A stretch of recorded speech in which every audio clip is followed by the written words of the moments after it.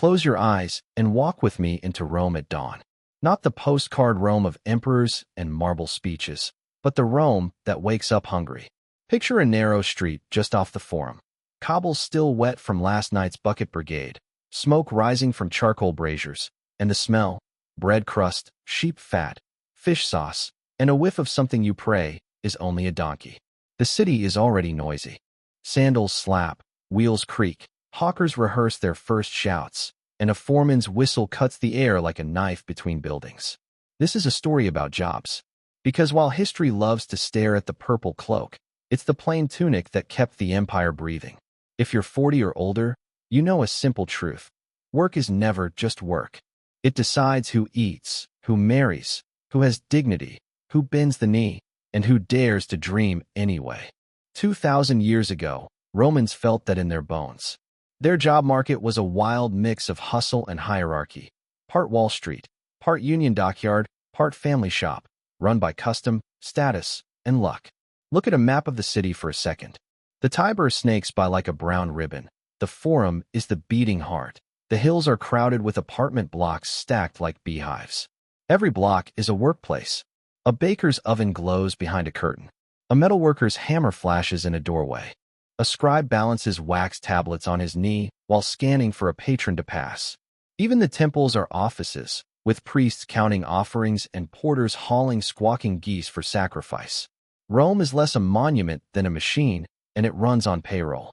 Now meet our guide for this journey. A fictional but typical man named Gaius, 30-ish, freeborn, not rich, not desperate, yet. He's the kind of person the sources ignore unless he riots or gets crucified. He wants what we all want: steady coin, a little respect, and the chance his children won't have to scramble the way he does. But Rome does not hand you a career ladder. It hands you a crowd and says, push. And if you don't push back, you slide to the curb fast.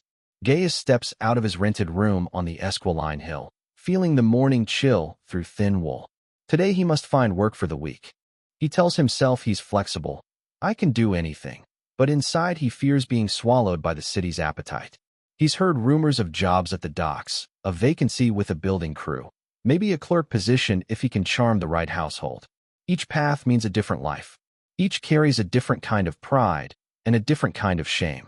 As the sun finally hits the rooftops, turning the tiles red as embers, Gaius walks downhill toward the noise.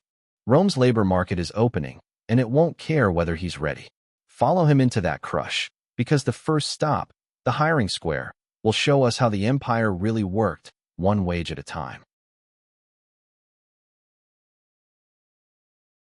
Picture a wide open space near the Forum Boreum, the old cattle market by the river. In a still image, you'd notice the chaos frozen mid-gesture. Men with sunburnt necks raising hands, boys darting between legs, a mule cart piled with rope, and a cluster of rich clients under a shaded awning pretending they are not sweating. This is where day laborers gather before sunrise, like commuters without tickets. Gaius pushes into the crowd. He tries to stand tall, to look like a man who belongs to work, not a man begging for it. That's the first rule in Rome. Your body is your resume. A straight back says reliable. Scars say experienced. A thin face says hungry enough to try anything. Foremen stroll along the line, squinting the way a buyer squints at olives.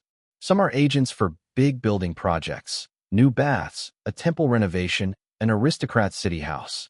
Others recruit for the docks, the warehouses, the night soil crews. Here, jobs are traded in a blur of negotiation that feels modern in the worst way. 3 asses a day. 4, if it's on scaffolding. 2, but you get lunch. You can almost hear their inner math. A foreman wants speed and no trouble. A laborer wants enough to eat, and maybe enough left after rent to buy a decent cloak before winter. Gaius is thinking of his wife's worried look last night, and the silent question in her eyes. Are we safe? He hates that the answer depends on a stranger's finger pointing to him or past him. A lucky man gets picked early and walks away trying not to grin. The unlucky wait and wait until even the foremen are gone and the square empties into a shameful quiet. Rome has no welfare office.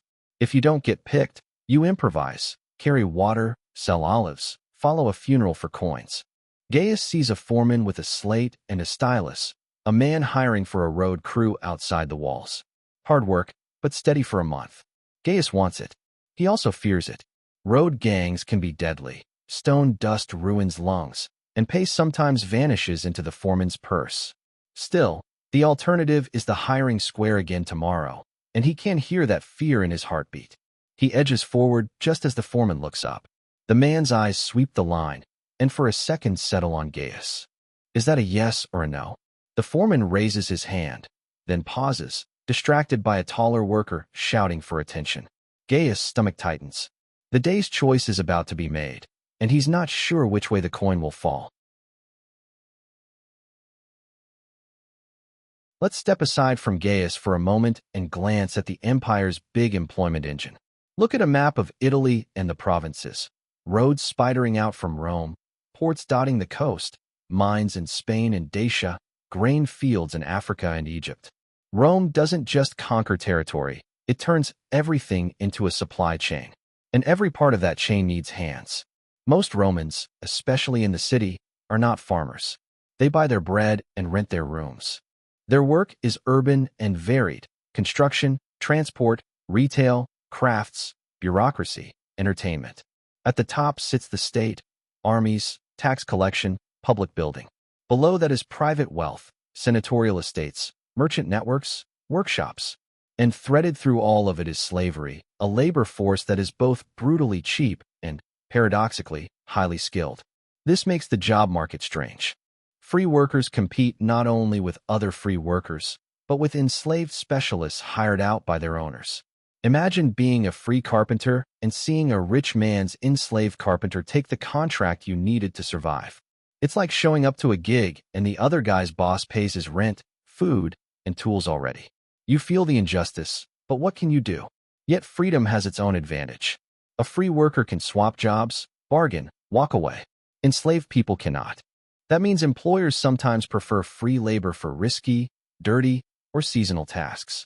The empire runs on a constant dance: free workers filling gaps, slaves holding the core positions, and everyone watching status the way we watch credit scores. Our Gaius knows this without needing a textbook. His father was a small artisan, ruined when a wealthy neighbor bought 3 enslaved potters and flooded the market. That memory sits in Gaius like a pebble in the shoe. He wants stability, but stability feels owned by others.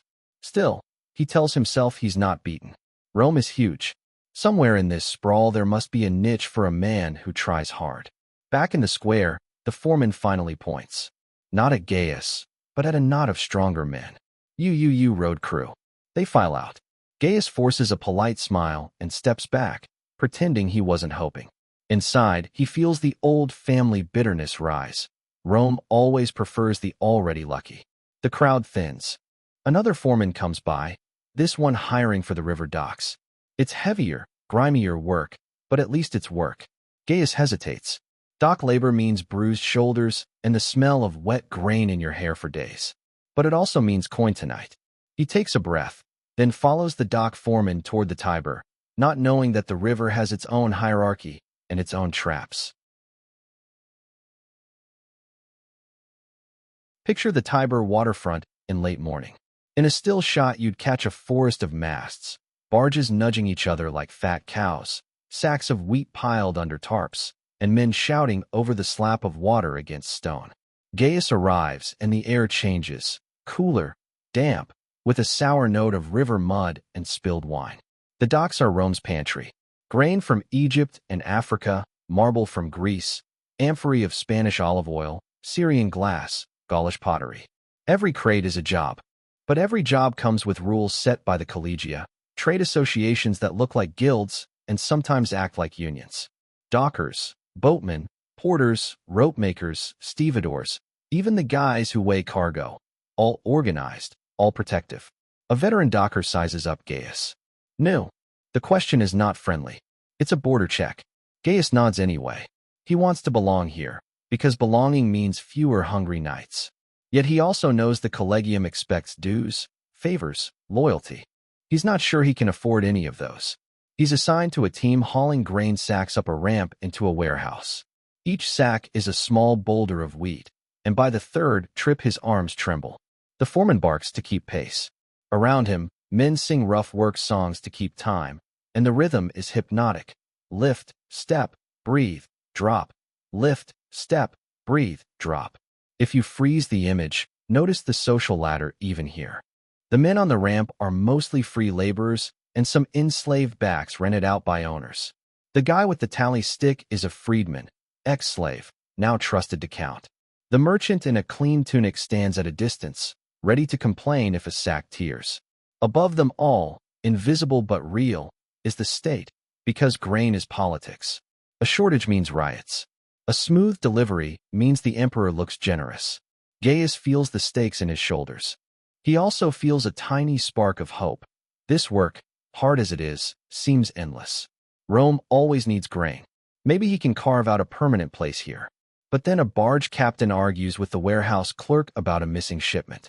Voices rise. Accusations fly. Everyone knows what comes next. Someone must be blamed, and blame slides downhill like water. New men are easy targets. Gaius keeps his head down, but his mind races. If a fight breaks out, a foreman might cut the whole crew, or the collegium might blackball him. He wants to be brave, to speak up if he's accused. Yet the old fear whispers, stay small, stay invisible, survive. The argument turns toward the ramp. The clerk points at Gaius' team. They unloaded it. Eyes swing to the sweaty workers. Gaius swallows. A job he hoped would be his anchor might become his first fall into dockland politics.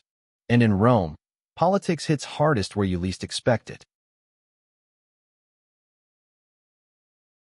Let's zoom in on another still image, a workshop on a side street. The doorway is open to daylight. Inside, clay dust hangs like fog. A potter's wheel spins. Shelves are crowded with half-finished lamps, cups, little red bowls stamped with a maker's mark. A boy stokes a kiln while an older man, probably enslaved, shapes handles with practiced speed. This is the world of skilled labor, and it's where many ordinary Romans tried to climb.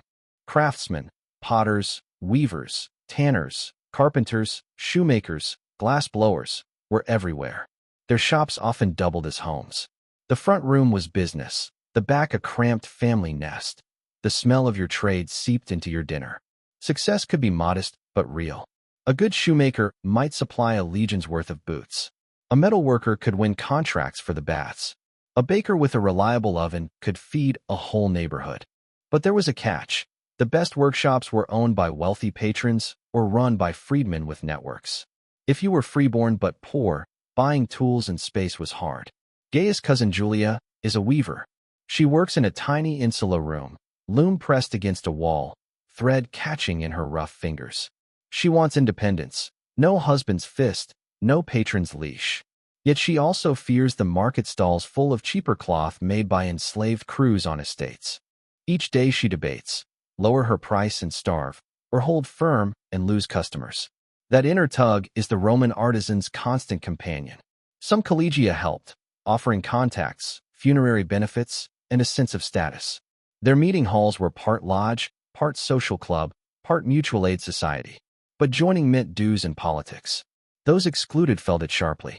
Back at the docks, the missing grain dispute ends the Roman way, with bribery and a scapegoat. The captain slips a coin purse to the clerk. The clerk's anger evaporates. A slave on another team is blamed for carelessness.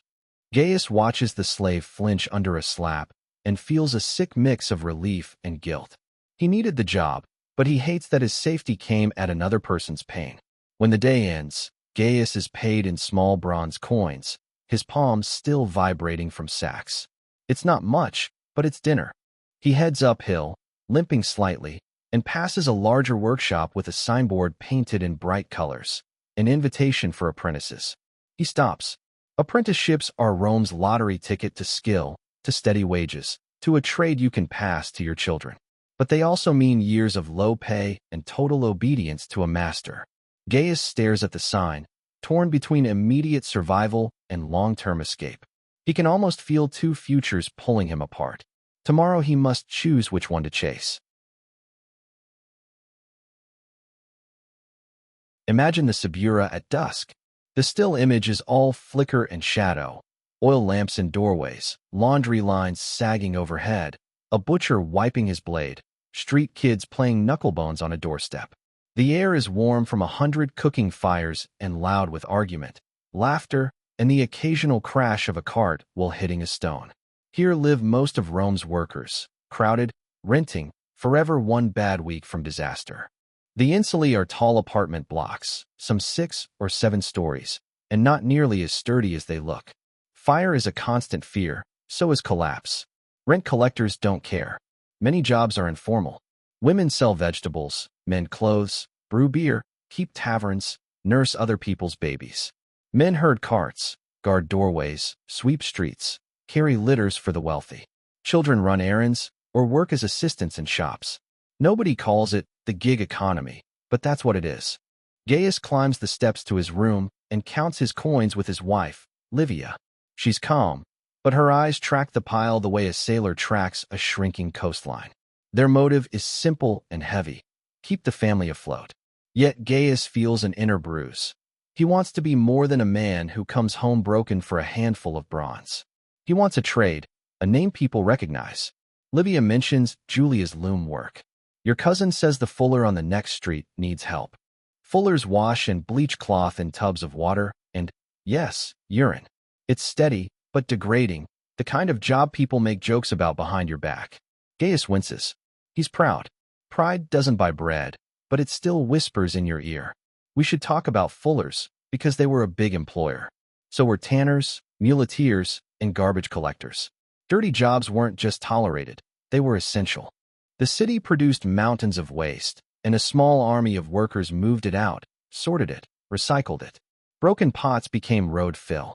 Human waste fed farms outside the walls. Rome was a recycling city before the word existed. The next morning, Gaius goes to see the fuller. The workshop smells like a sour riverbank. Men stomp cloth barefoot in tubs, singing to endure the stench.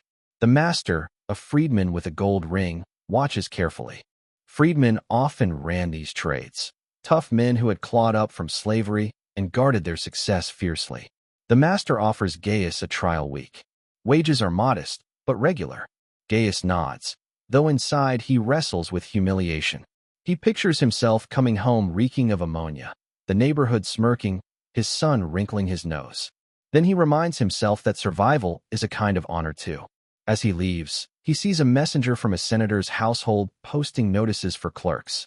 Literacy jobs pay better, smell better, and carry status. Gaius can read a little. Not perfectly. Not enough for a scribe's bench. He stands in the street, fuller's stink still in his hair, staring at that notice. He has one foot in a steady, low-status trade, and one eye on a higher world that might shut its door in his face. Which way does a man lean when his family depends on the angle? Let's step into a marble atrium now. Picture a still painting of a grand Roman house. A shallow pool catching lamplight. Mosaic floors cool under bare feet. Slave children moving silently like shadows. This is the world of domestic labor, and for many ordinary people, it was both temptation and trap. Wealthy households were small economies. They needed cooks, cleaners, doorkeepers, tutors, secretaries, gardeners, accountants. Most of these workers were enslaved, but not all. Freeborn men could be hired as clerks or overseers, freeborn women as nurses or seamstresses. If you wanted security, a patron's house was safer than the street. But the price was dependence. Patronage is Rome's social currency. Think of it like a permanent networking event, except the host owns half the city. A client visits at dawn, pays respect, and in return might get a job lead, a small stipend, or legal help. It's not charity, it's power theater. Clients keep the patron's prestige inflated like a parade balloon. Gaius has a minor patron, a retired centurion named Marcus who lives in a modest villa. Marcus likes Gaius' father once served with him. The relationship is friendly, but still unequal. When Gaius visits, he stands lower, speaks carefully, laughs at Marcus' old war stories even when he's heard them 10 times. Inside, he feels the itch of pride, but he also knows this is how you survive in Rome. Marcus mentions that a neighboring senator needs a temporary clerk to help with tax records on one of his estates. You read, don't you? Gaius says yes too quickly. His motive flares. If he can do this well, he might slip into the administrative world and never step in a urine tub again. Yet fear bites. Miscount a column, and you can be beaten or sued. These clerks, tabularii, notarii, scribi, were Rome's white-collar class. Many were freedmen. Some were freeborn sons of poor families who managed to study letters. Literacy was a lever. Not a guarantee, but a lever. Gaius gets the job for a week. He enters the senator's office, a room that smells of cedar shelves and old ink. Wax tablets line the desk. A senior scribe, himself a former slave, watches Gaius like a hawk. Gaius concentrates until his forehead sweats. Numbers, names, grain yields. He is terrified of showing ignorance, and that terror makes him careful. By the third day, he finds a rhythm. The senior scribe softens slightly. You're quicker than I expected. That's praise in Rome. But on the fifth day, a messenger arrives with bad news. The estate is behind on taxes. The senator is furious and wants someone to blame. The scribe glances at Gaius, and Gaius feels his stomach drop. In a household this high, a poor clerk is the easiest shield for the rich. The senator storms in. His eyes flick over the tablets, then land on Gaius. Are these figures correct? Gaius opens his mouth, knowing that one wrong syllable could end his week or his future, and he has no idea yet what answer the senator wants to hear. Freeze the scene in your mind. The senator's office, sunlight slanting through a high window, dust motes drifting like slow snow.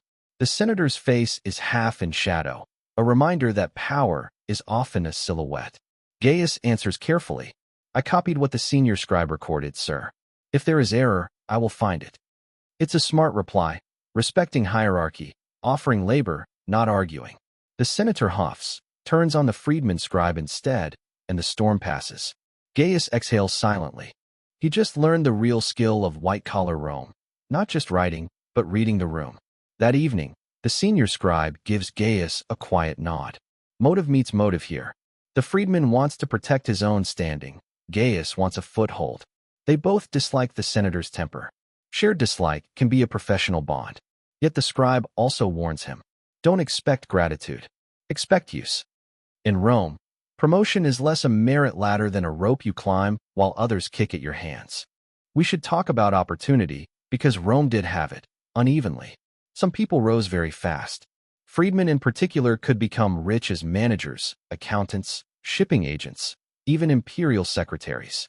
Their inner conflict was sharp. They were proud of freedom, but haunted by the memory of chains and by elite contempt. A freedman could own a villa and still be called ex-slave to his face. For freeborn workers like Gaius, mobility existed too, but narrower. The army was a major employer and a giant escalator for peasants. 25 years of service could mean a pension, citizenship for non-citizens, and land. But it also meant blood, boredom, and a decent chance of dying in a place you couldn't pronounce. Gaius considers enlistment. He imagines a still painting of soldiers on a frontier, snow on helmets, red cloaks stiff with frost, a campfire smoking under a gray sky. The thought is oddly comforting. At least the army has rules. Yet he worries about leaving Livio alone, about becoming a veteran with more scars than savings. In the city, another route upward was commerce. Small retailers could grow into wholesalers. Street sellers could open shops. One good connection with a shipping guild could double your income. But commerce required capital and, again, networks. On Gaius' last day, the senator pays him and, almost as an afterthought, tells the senior scribe to keep him in mind. That's not a promise, but it's not nothing. Gaius walks out into the street feeling lighter. For a moment, he's not just surviving. He's aiming. Then he sees a procession blocking the road. A funeral for a guild member, with masked mourners and musicians. Collegium brothers carry the bier. It's a reminder that these associations are family, insurance, and status all at once. A guild leader notices Gaius watching and gestures him over. We need someone who can read contracts.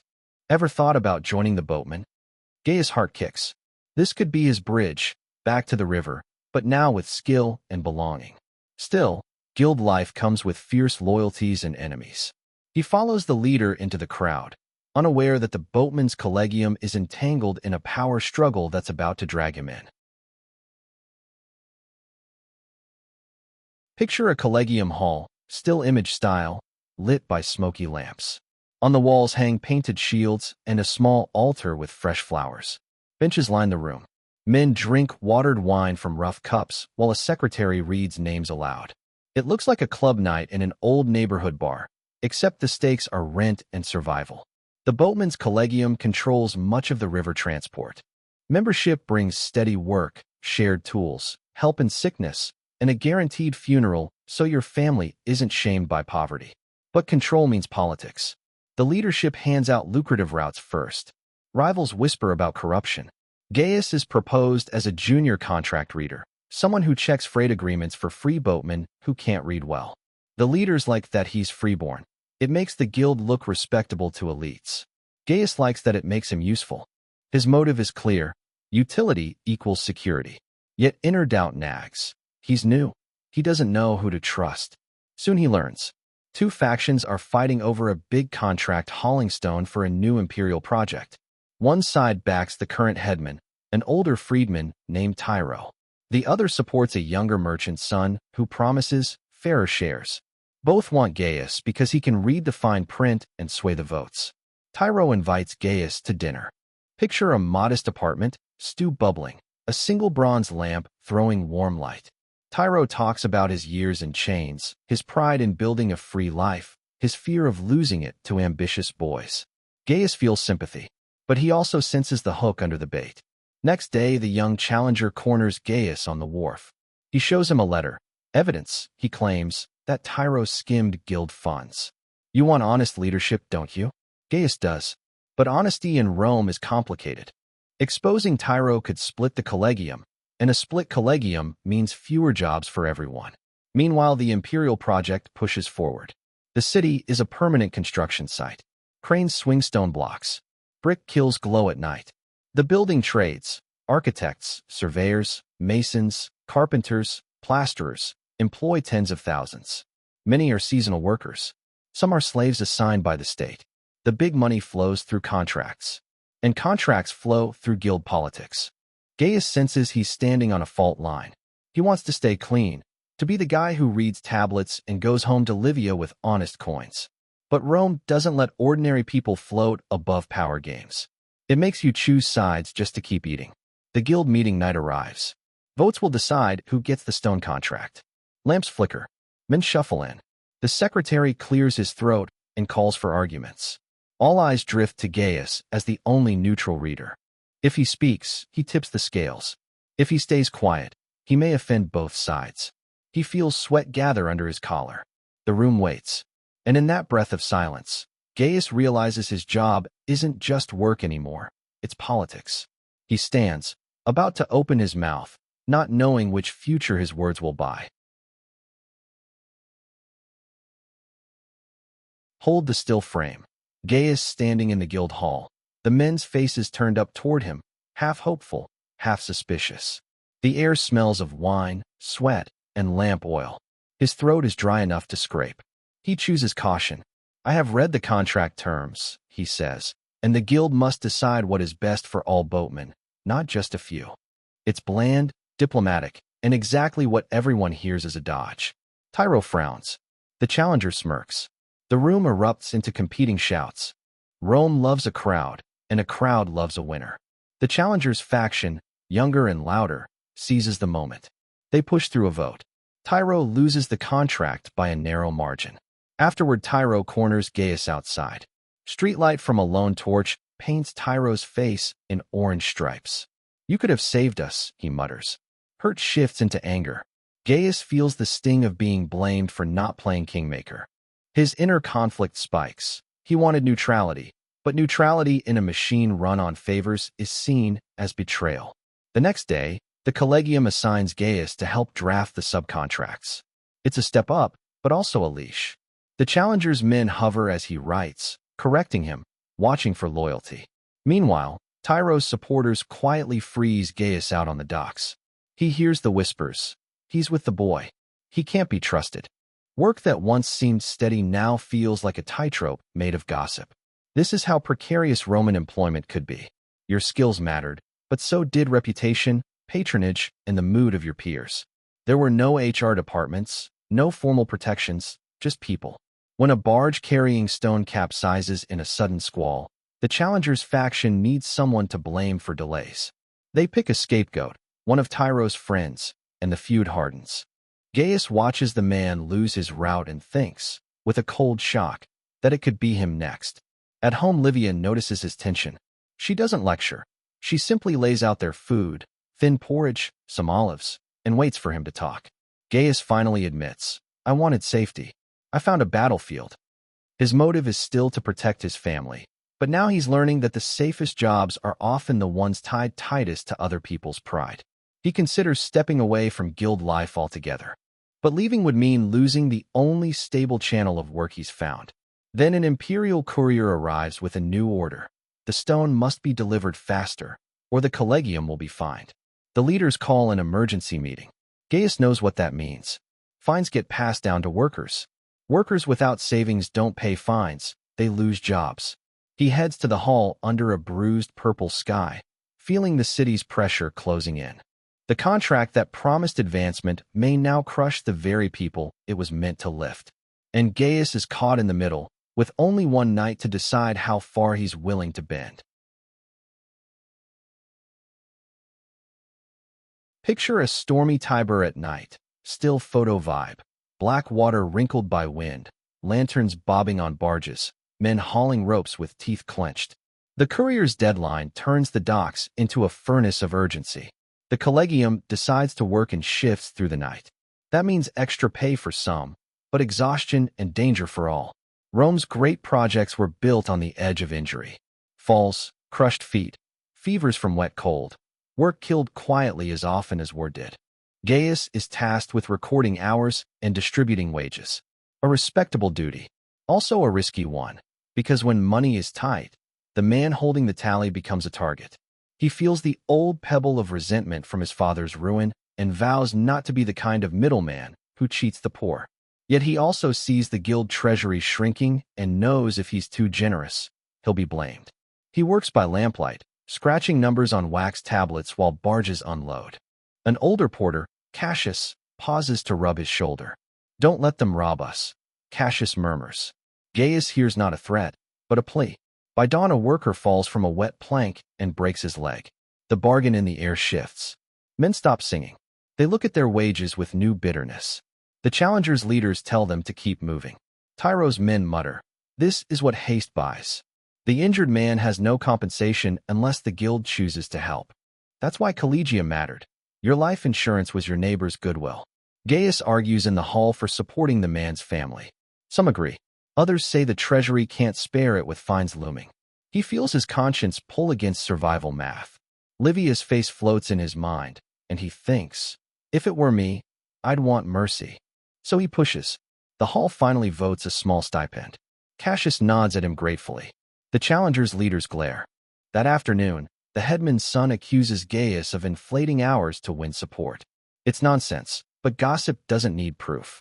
The accusation spreads through the dockside like smoke. Gaius tries to keep working, but he senses eyes on him. He's just a clerk, yet he's becoming a symbol in someone else's fight. Then comes the twist. The imperial overseer visits. You can picture him in a still portrait, clean tunic, polished boots, a scroll case under his arm. He interviews dock leaders, then asks to see the wage records. Gaius hands over his tablets with shaking hands. If the overseer finds irregularities, the guild could be punished, and Gaius, as record keeper, could be flogged, fined, or worse. The overseer scans the wax, expression unreadable. He looks up. "Who wrote these?" Gaius answers softly, "I did, sir." A long pause. The overseer's lips curl into something that might be a smile, or might be a knife about to turn. "Then you will come with me." Gaius' heart dives. Is this promotion or arrest? He follows anyway, because in Rome you don't refuse summons from power. Behind them, the docks keep roaring, unaware that one ordinary man's livelihood is about to hinge on a single private conversation. We move to a quieter chamber inside a nearby administrative building. Imagine a still shot, bare plaster walls, a statue of the emperor in the corner, the scent of ink and damp stone, and two chairs that make the room feel like a tribunal. The overseer, named Licanus, is not a senator. He's a knight, equestrian class. Exactly the sort of middle elite who ran the empire's paperwork. His motive is career, deliver projects on time, keep Rome calm, impress his superiors. He studies Gaius tablets, then studies Gaius. You are literate, Licanus says. Not a question. And your figures are tidy. He taps a line with his stylus. Too tidy for dock work. Who trained you? Gaius tells the truth about the week in the senator's office. Licanus nods. Good. I need a reliable clerk. The collegium is noisy. He says it delicately, but what he means is, they're trouble. Here's the offer. Gaius can leave the guild, work directly for the imperial building office, and oversee logistics for the stone deliveries. Better pay, safer status. But also a dangerous label. He'd be seen as the state's man. Gaius feels two rivers pulling him. One is family survival. This job could lift them into a better apartment, maybe even a shop one day. The other is loyalty to the dockmen who trust him. If he leaves, he abandons Cassius and the injured porter's family to leaders who don't care. Licanus leans in. Rome rewards those who serve Rome. It sounds noble. It also sounds like a hook. Gaius thinks of the guild hall. The faces turn toward him, wanting fairness. He thinks of Livia counting coins. He thinks of being forever bruised and uncertain. In the end, he accepts. Not because he loves power, but because he's tired of living on a cliff edge. When he returns home and tells Livia, her relief is immediate, then cautious. Are you sure they won't use you and throw you away? She asks. That's her inner conflict. Hope versus the memory of how Rome chews people. The next day, Gaius appears on the docks in a cleaner tunic, carrying a signet from Licanus. The men go quiet. Some nod politely. Tyro's friends scowl. The challenger's faction forces smiles they don't mean. His new job is to coordinate schedules and certify deliveries. In practice, that makes him the guy who tells exhausted men to work faster. He tries to be humane. He gives extra break time when he can. He argues with Licanus for fewer overnight shifts. Sometimes he wins. Sometimes Licanus reminds him, deadlines don't bend. One evening Cassius pulls him aside. You did what you had to, he says. Just don't forget who carries the weight. Gaius promises he won't. But promises are easy. The test comes when a second storm delays a shipment and Licanus demands someone be punished to set an example. Find me the negligent crew, Licanus says coolly. Names. Tonight. Gaius feels the old dread return. He is now the hand that writes judgment. If he refuses, he risks his new position. If he complies, he becomes what he once feared. He stares at the dock list as the lamps burn low, realizing that the cost of upward mobility might be his own conscience. And the choice has to be made before morning. Picture Gaius at a desk in his small office, a single oil lamp making a bright island in the dark. The wax tablet with crew names lies before him like a battlefield map. Outside, the city hums in sleep. He knows the negligent crew is a fiction. The storm was nobody's fault. Licanus wants theater, someone to blame, so the rest obey. Political theater didn't start with cameras. Rome invented it with scrolls and whips. Gaius' motive now is complicated. He wants to keep his post to protect his family, yes. But he also wants to believe he's still the decent man Cassius respected. He feels the pressure of two identities colliding inside him. He compromises, an old human move. He writes down only the name of a foreman who has skimmed wages and bullied workers, a man everyone quietly hates. The foreman is guilty of something, even if not this storm. Gaius tells himself it's justice. He also knows it's self-protection. Licanus accepts the scapegoat with a satisfied nod. The foreman is flogged publicly. The docks fall silent. Work resumes. Gaius watches from a distance, stomach knotted. The empire keeps moving because someone takes a beating. He doesn't like what he's learned about how order is bought. Yet his salary arrives on time, and Livia's smile when she buys better bread is real. Rome gives with one hand and stains your other. Months pass. The stone project finishes. Gaius keeps his clerical role and is moved to another department, grain logistics now, a steadier imperial post. He is no longer scrambling at hiring squares. He is, by Roman standards, doing well. Still, he sometimes slips down to the wharf to talk with Cassius. The old porter has lines in his face like rope grooves. You've gone soft, Cassius jokes, eyeing Gaius' cleaner tunic. Gaius laughs, but here's the ache under it. He knows the gap between them is widening. This is the turning point of our arc. Gaius has crossed from worker to manager, from the crowd to the tally stick. It's irreversible. His children will grow up with a father who handles scrolls, not sacks. That is a victory. It is also separation. Rome changes too. Imperial bureaucracy expands. More clerks, more offices, more paper pushing. The job market slowly tilts toward administration, even as construction and trade stay massive. Ordinary people still hustle, still fight for guild spots, still compete with slavery.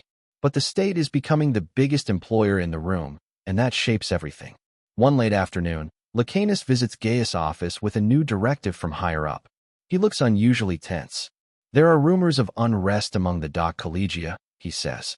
We may need to tighten control. Gaius feels a cold prickle. He knows tightening control means cutting wages or breaking guild power, moves that can spark riots.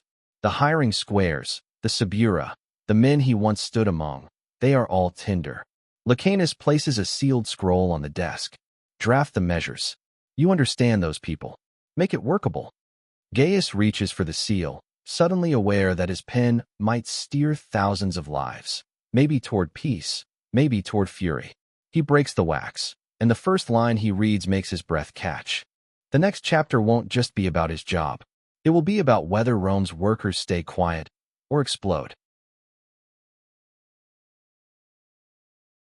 Look at a still image of the forum crowded at noon.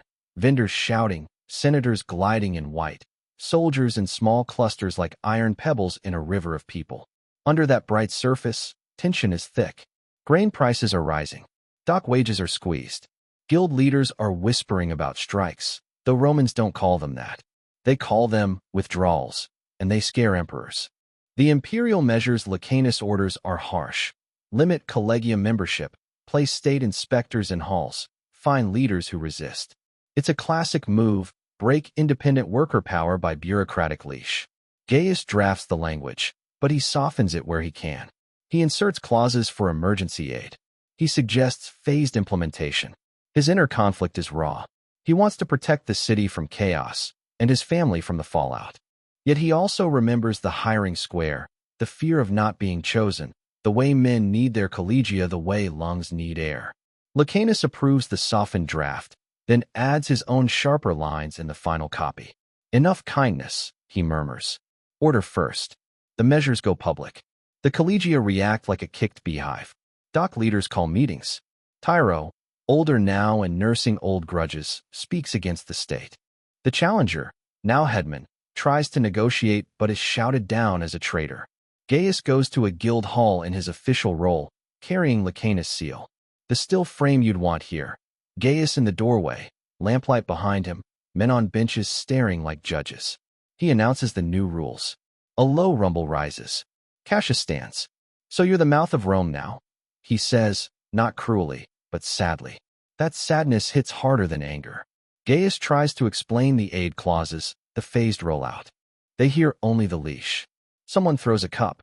Another man shouts that the state wants slaves to replace them anyway. The room surges. Gaius backs out, guarded by 2 soldiers. In the street, a chant swells. Workers begin a withdrawal, refusing to unload grain. The Tiber traffic stalls. Warehouses thin. Bread lines lengthen. The city's mood turns sharp. Licanus panics. We must arrest the ringleaders, he insists. Gaius argues for negotiation. If we crush them, we starve ourselves with their anger. Licanus' motive is immediate stability. Gaius is longer survival. For once, Gaius is the cautious one. The emperor's council demands results within days. Soldiers disperse crowds. A few leaders are grabbed. The withdrawal hardens into riot. Gaius walks through the forum and sees overturned carts, smoke from a burning stall, and a woman screaming at a soldier because her child is hungry. He feels the awful chain of cause and effect, and knows his pen helped forge it. The next morning Licanus summons him. We need a list, he says quietly. Names of guild men to arrest. You know them. Gaius realizes he is being asked to choose between his old world and his new one in the hardest possible way. Outside, the city trembles on the edge. Inside, he picks up a stylus he is no longer sure he deserves. The final chapter is about what he writes, and what that writing costs. Picture a quiet room again, but this time the silence feels heavier. Gaius sits before a fresh tablet. The lamp sputters. Somewhere beyond the walls, a mob roars and then, abruptly, goes quiet, as if the city is holding its breath. He could hand Licanus a sweeping list and end the withdrawal by force. The docks would return to work under fear. Grain would flow. His career would be safe. But he knows fear curdles. It breeds more withdrawals later, bigger ones. He also knows Cassius' face will haunt him. So he writes a shorter list. Only the men who have openly called for violence, not the ones calling for bargaining. He adds a note recommending a public promise of wage review. It's not rebellion, and it's not obedience either. It's a narrow bridge he builds with shaking hands. Licanus scowls but accepts it. He is cornered by politics, too. Arrests happen that night. The most fiery leaders vanish. The emperor announces a minor grain subsidy and a future review of dock wages. It's a carrot after the stick, Roman style. The withdrawal breaks. Barges move again. Bread returns to the markets. Rome settles, not because justice has blossomed, but because exhaustion wins. Cassius survives, though he loses a week's wages. When Gaius visits him later with a small purse of coins, quiet charity, deniable, Cassius takes it without pride. "You're still one of us," he says, "just wearing a different cloak." That line sits in Gaius' chest for years. His family moves to a slightly better apartment.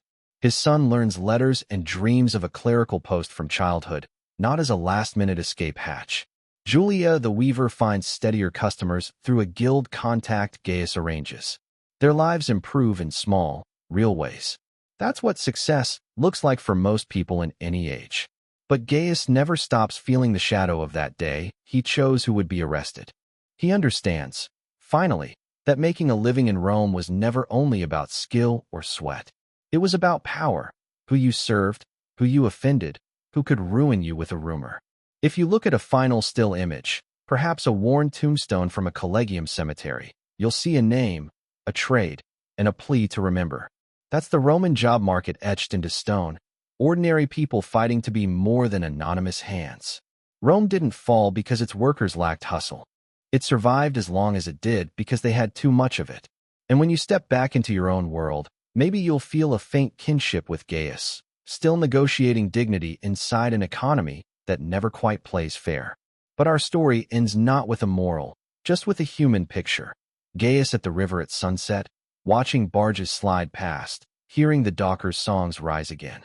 He smiles, tired and uncertain, because tomorrow there will be more work, more politics, more life.